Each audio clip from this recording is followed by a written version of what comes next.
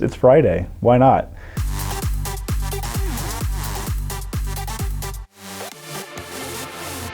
Somebody called in a pickup truck that was driving pretty slow and kind of weaving out of the lanes. I was kind of right there near it, so I sped up the interstate a little ways and got off of the exit where they were, and there was pretty heavy traffic. It was rush hour. I believe it was a Friday.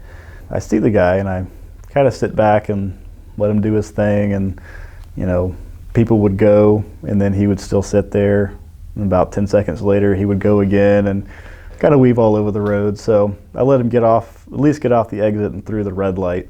Because one thing always is embarrassing is you go to pull somebody over and they hit a red light. So now you're kind of sitting there like, well, now what do I do?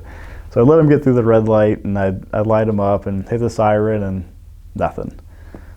So I hit the siren again. I kind of weave back and forth so he can see me in his rearview mirror if he's paying attention. And I remember we went probably a good mile down the road with eventually I just turned the siren all the way on, and I just sat there. And we kept going about 3, 4, 5 miles an hour, and everybody else was looking at me like, what's this cop doing?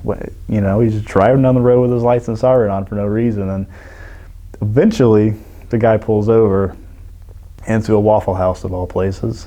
So he pulls over, I go up to the car, and you just get hit with this it's like smell of bourbon, right? Like it's a brewery inside of his truck. So he's got an open container. He's obviously drinking while driving, but he was probably drinking before he started driving.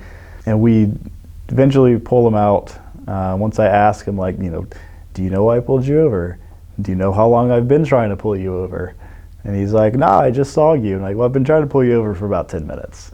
So number one, we've got that one. Number two, I know that's alcohol that's open. So we pull him out and we try to give him some field sobriety tests, and those aren't working. So we give him a breathalyzer test. I don't remember exactly what it was, but it was significantly over the legal limit by probably 3 or 4 times. And a lot of that is actively drinking. It's going to pull a lot from the alcohol itself because it's still in your mouth. So, but he was way, way, way over the legal limit. And I remember in part of the questioning, I kind of asked him, where are you coming from? He said he was coming from work. I was like, oh, great. What do you do? He told me he's a Delta mechanic. So, it makes you real safe next time you fly to think that your Delta mechanic's getting blazed on bourbon in his truck on the way home on a Friday. And he thought it was completely normal. It's Friday. Why not?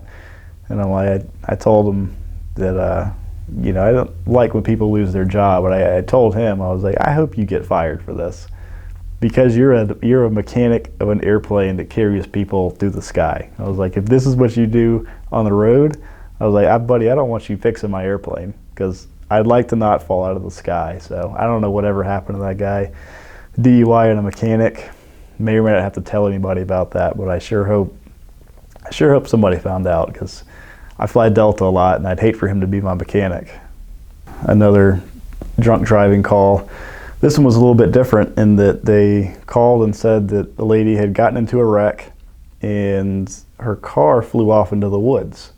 So naturally, anytime you get a good wreck call, everybody wants to go to it. It's just one of those things ingrained in police officers. When things smash together, everybody wants to go there and see it. As morbid as that may sound, a good car crash is always good. We don't want anybody to die, but a good car crash is good.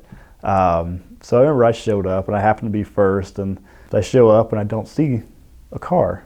So I kind of look around to the side of the road in the woods, and I happen to see this tan, what's left of a Suburban, down this huge embankment into the woods. So my first thought was, whoever's in that car probably didn't make it. So I'm not going down there very quickly, trying not to fall down the hill. So I get down the hill, and I see it was indeed a Suburban. However, every single body panel is smashed. Every single one of them, except for the roof section on the driver's seat, which anybody in policing knows that drunk drivers have a special casing around them where they never get injured. You could be as sober as possible, get in a car wreck, and get hurt. If you're drunk, totally fine. if you're that drunk, your body's just, it's so fluid that you get into an impact like that and it just kind of flows through your body. So I get down there and I see this lady's head poking up out of the sunroof.